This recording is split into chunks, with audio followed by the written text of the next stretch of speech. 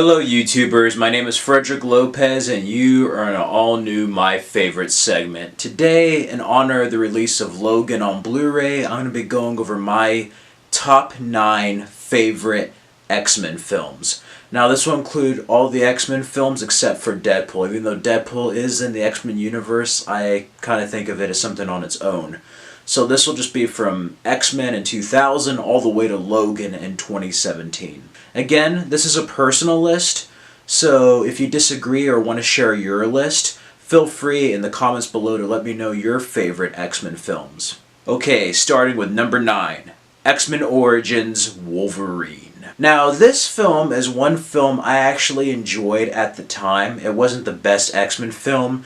I was kind of bummed out after X-Men The Last Stand in 2006, so 2009 saw X-Men Origins Wolverine. And it wasn't really quite the Wolverine film I wanted to see. In fact, I wish they got Bryan Singer to direct it. I think the major issue this film has, besides putting way too many mutants in it, is not feeling or looking like the film we saw in X-Men 2. Basically, Wolverine and Stryker, everything that is shown does not match up to the way it looked in X-Men 2 at all. Alkali Lake is completely different. The way he exits is completely different. He makes an X going out instead of going through the door.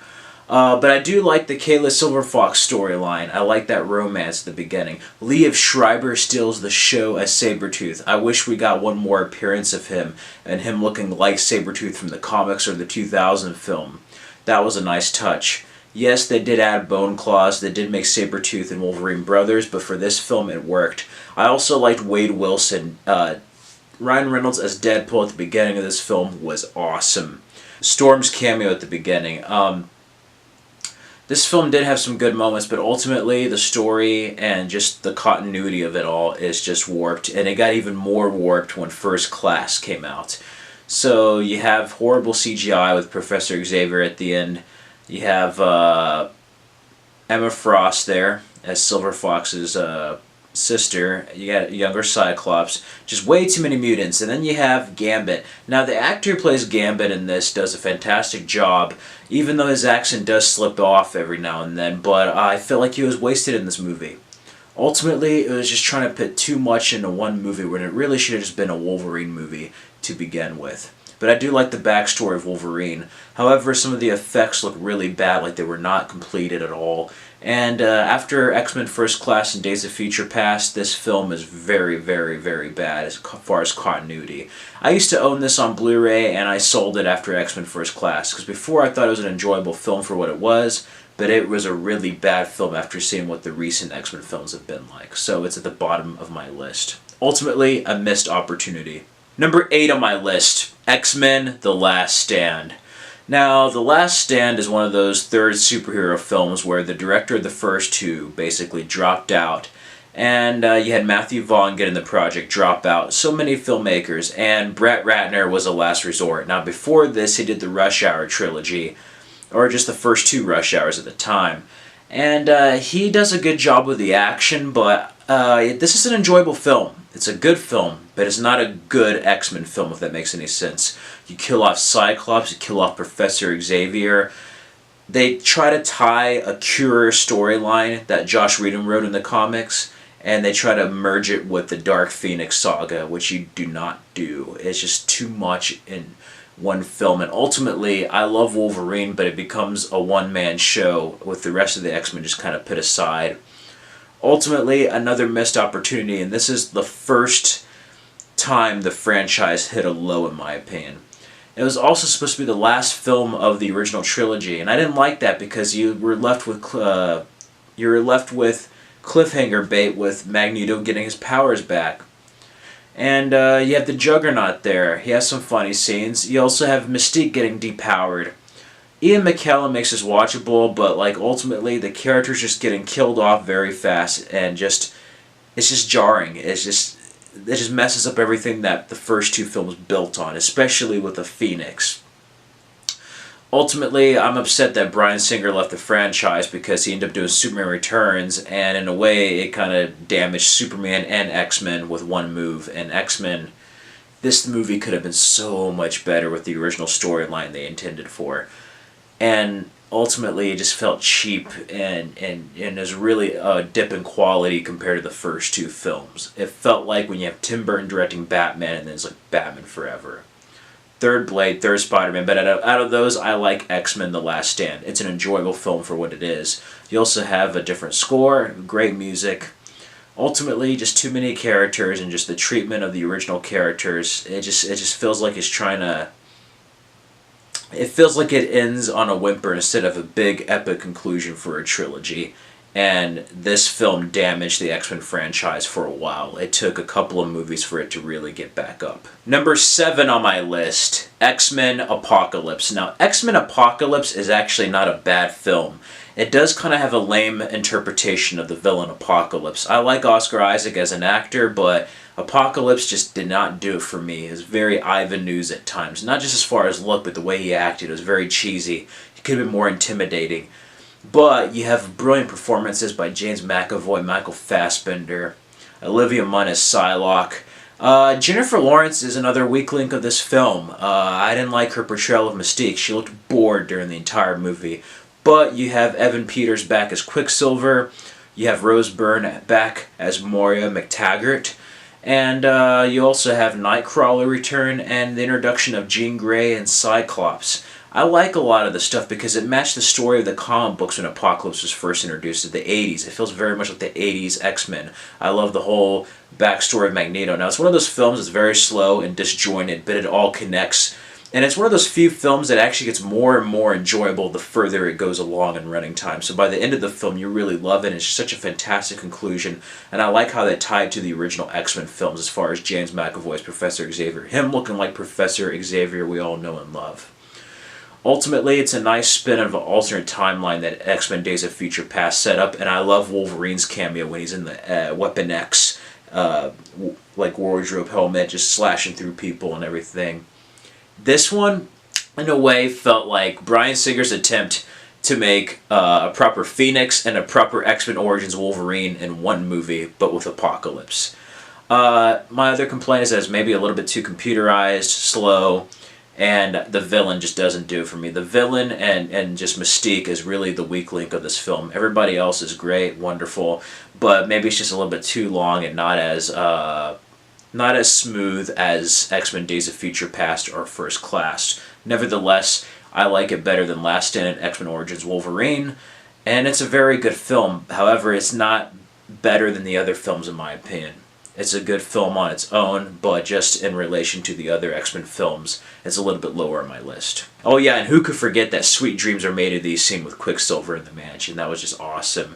Yeah, it has some great moments. Number 6 on my list is X-Men from 2000. Now this film is actually a little bit dated now and has not aged as well. And in some ways, I like X-Men Apocalypse a little bit better than X-Men, but X-Men is just more of a smooth story. It's straight to the point. It's the right amount of time. Plus, you have Hugh Jackman's first American role as Wolverine. You're introduced to this world. Patrick Stewart has is perfect casting as Professor X. Ian McKellen as Magneto. Rebecca Romijn as Mystique. Ray Park as Toad. James Marsden as Cyclops. Famke Janssen as Jean Grey. And you have Halle Berry as Storm. Yeah, one negative about this film, you know what happens to a toad when it's struck by lightning? The same thing that happens to everything else. Horrible line, but I like some other stuff about it. I like the motorcycle scene where Wolverine steals Cyclops' motorcycle. How do I know it's you? And he's like, you're a dick. Him flipping him off, the Statue of Liberty fight when he goes around, oh my god, it's aged so much, but in a way it was almost awe-inspiring as like Neo dodging a bullet for the first time in the Matrix when Wolverine's thrown, he just like gets his claw and goes around the Statue of Liberty head. I used to have that toy set back from the early 2000s. The X-Men jet, it has an overall X-Men feel, and even though it's not like the comic suits, it's a very real and grounded approach into bringing X-Men into the big screen, and I love it. It has the same X-Men feel, but yet grounds it into reality in the way that Superman was made with Christopher Reeve from the comics and made to fit into reality, into film. Overall, you had Blade start it all, but X-Men was the one that really took it a step further with the PG-13 superhero genre and just ushered in a decade of superhero films, and ultimately the Marvel Studio films and the Fox films and all the superhero films we see now really was, in addition to Blade, started with X-Men and then continued on with Spider-Man, and those were the three films that really ushered this new wave of superhero films, because he has Superman and Tim Burton's Batman before, but I felt like this film was really the start of our era, the way we live it today. And yeah, it has a special place in my heart because of that. I have the VHS still, and it's just all around great film. Number 5 on my list is a film that I actually personally think is underrated. That is 2013's The Wolverine, directed by James Mangold. I like The Wolverine. Sure, it's a little bit different than the comic when he goes to Japan, but if you like that comic, you might like this. Now, they do make some embellishments along the way, but I do like the tone of it. It's set after X-Men The Last Stand, and Wolverine just doesn't want to live. And you have a flashback to him. Atomic bomb goes off. He saves this man. And that man is an elderly man who seeks Wolverine's help. He basically wants to give him a regular life, make him mortal. And there's more to it. And it's just awesome. You have his love interest, Mariko, from the comics. Silver Samurai, and Viper. She's a really evil villain and very different from the X-Men. And overall, the tone is very serious, and they make Wolverine vulnerable. He's not healing right. Something's off, and because of that, the stakes are high. Now, it does get a little bit funny towards the end as far as tone, but it doesn't bother me. I like the Silver Samurai fight. Even if it is a bit like Super Shredder from Ninja Turtles 2 Secret of the Ooze, I like the fight.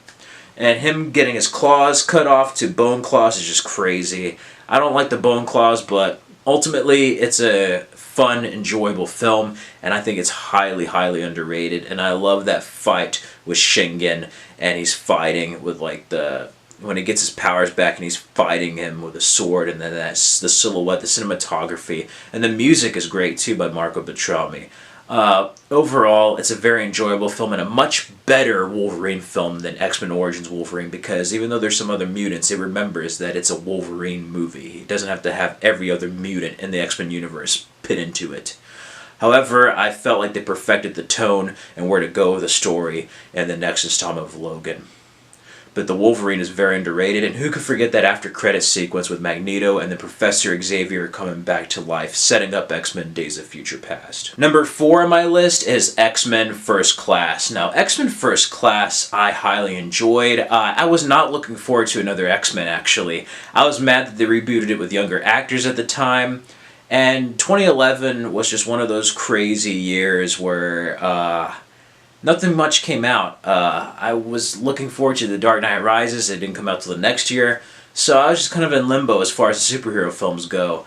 And X-Men, I wasn't going to see actually, but it got good reviews, and I decided to see it opening weekend, and boy did it surprise me. It not only surprised me, it made me a fan of X-Men again. X-Men First Class is such a wonderfully crafted film that I started reading X-Men comics again, which has not happened since 2006. X-Men Last Stand kind of killed it for me. Wolverine, I enjoyed the film for what it was, but I was just out of X-Men already.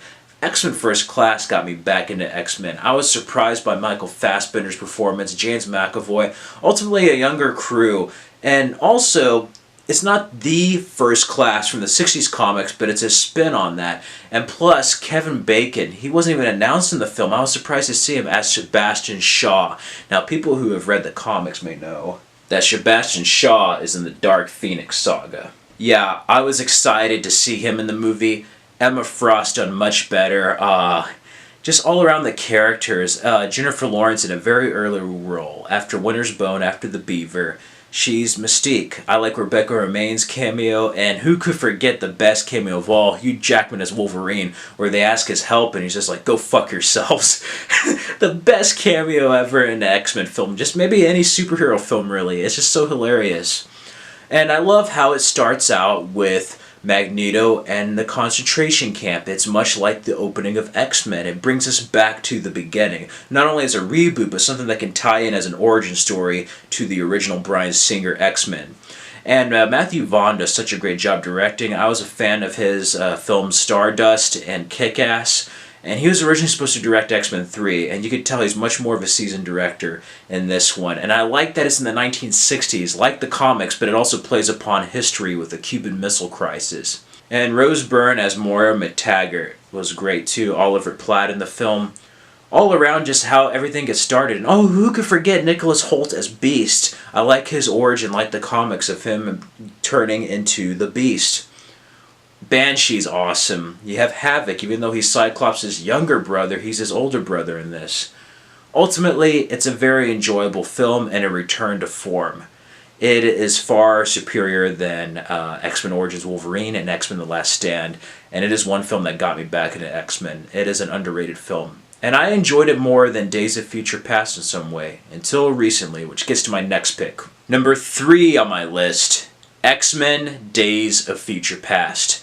I enjoyed X-Men First Class a little bit more than Days of Future Past, but upon rewatching it over the years, Days of Future Past has grown on me. Bryan Singer returns to the X-Men franchise, pretty much securing our thoughts of like, if he directed X-Men 3, it would have been freaking amazing. X-Men Days of Future Past, I love the graphic novel, I love the story in the comics, and I like the cartoon episode Bishop. This is a bit of a departure, but what's amazing is that you have the young crew set up in First Class with the original cast of the X-Men trilogy, and you put them in one movie. So I think that's why I like this movie more than First Class, is because you continue that world, but you also get the best of both worlds in this Sentinel War. And it's a very different type of Sentinels, too. They're basically based off of Mystique's DNA. I like Peter Dinklage as Bolivar Trask.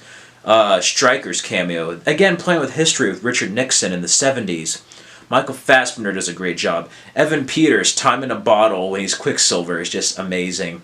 James McAvoy is a very different Professor Xavier. He's unsure of himself, and we see Professor X vulnerable. He's always a wise man with all the answers, and this is before that. But you get to see Wolverine in the future, and then going into the past, and then playing upon different things. His bone claws, time, just everything. Mystique is in there. She does a great job. It's a different type of suit, but she's more like the Rebecca Romijn Mystique as far as appearance sake. I love the whole JFK tie-in.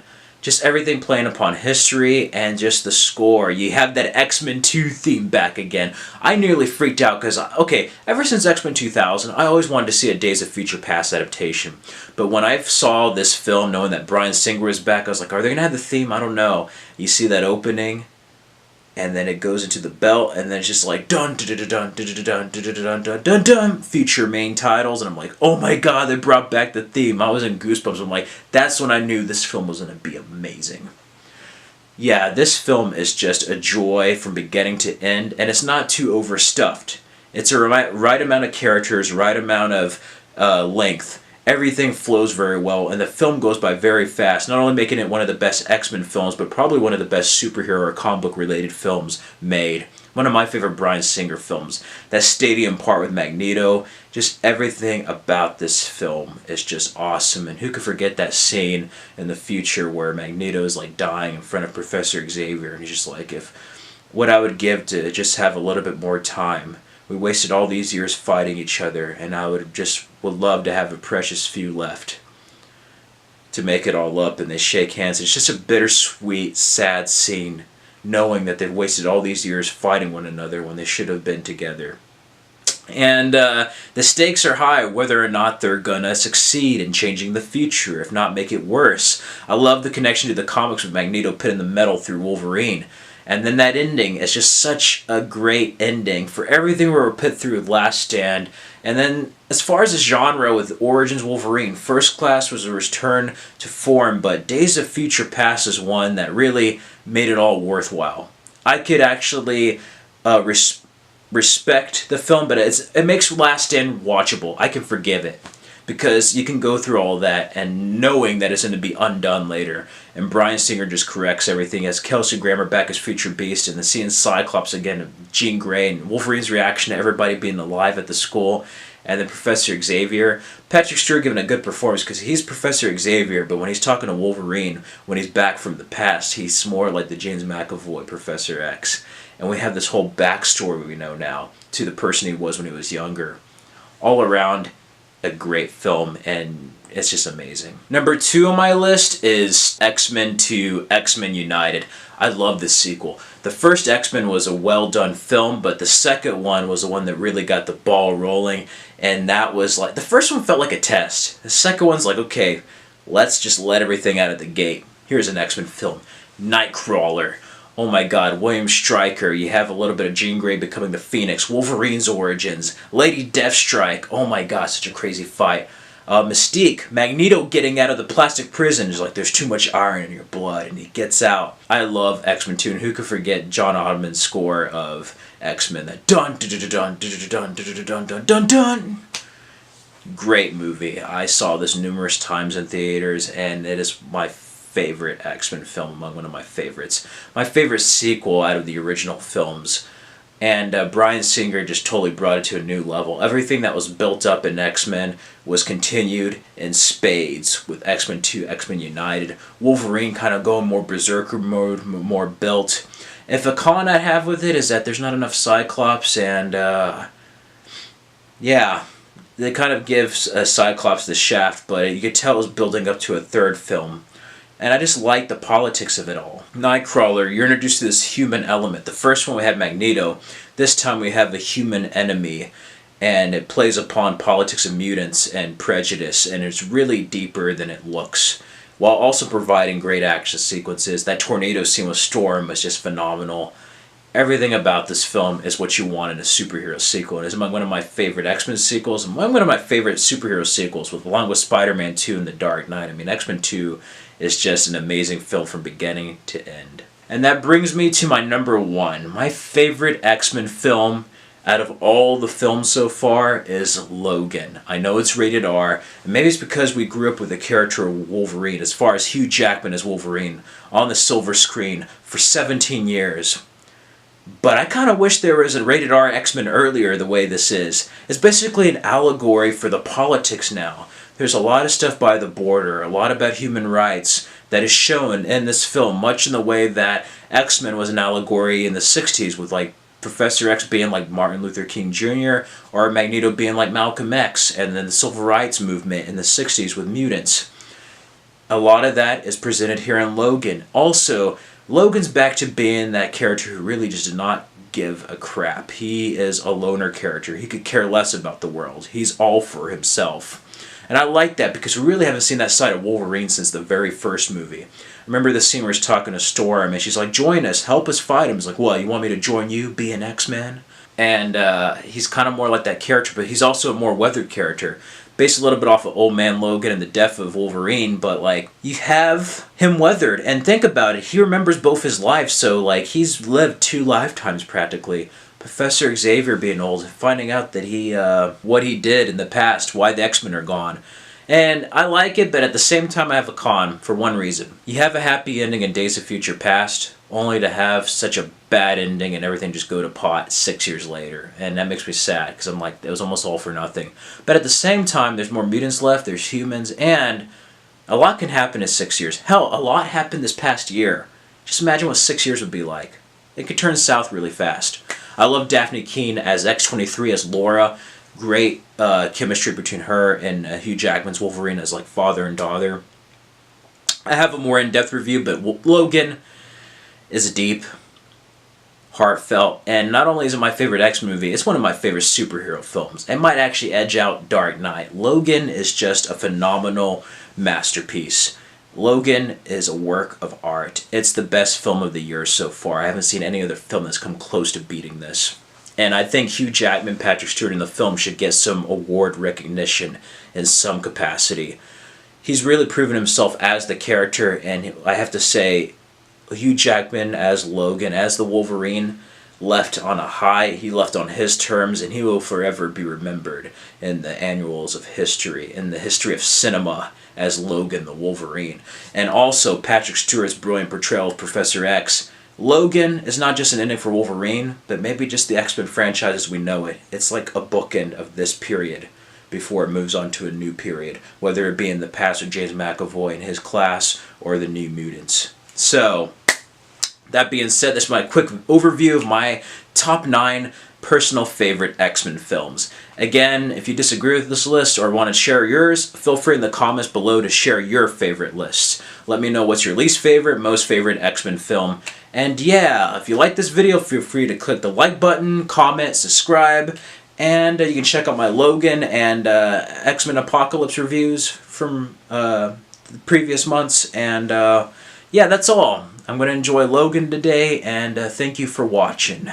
I don't know, it's just emotional. I'm just imagining watching Logan, like, after seeing all the X-Men. I'm probably not going to watch X-Men Origins. I'm probably going to watch First Class, then X-Men, X2, X3, even though there's some continuity errors with Professor Xavier, and then the Wolverine, then Days of Future Past, and then I'm going to do Apocalypse, because it's in the new timeline, and that's how it shows how Wolverine's DNA is stolen, to set up Laura and Logan. So that's what I'm going to do.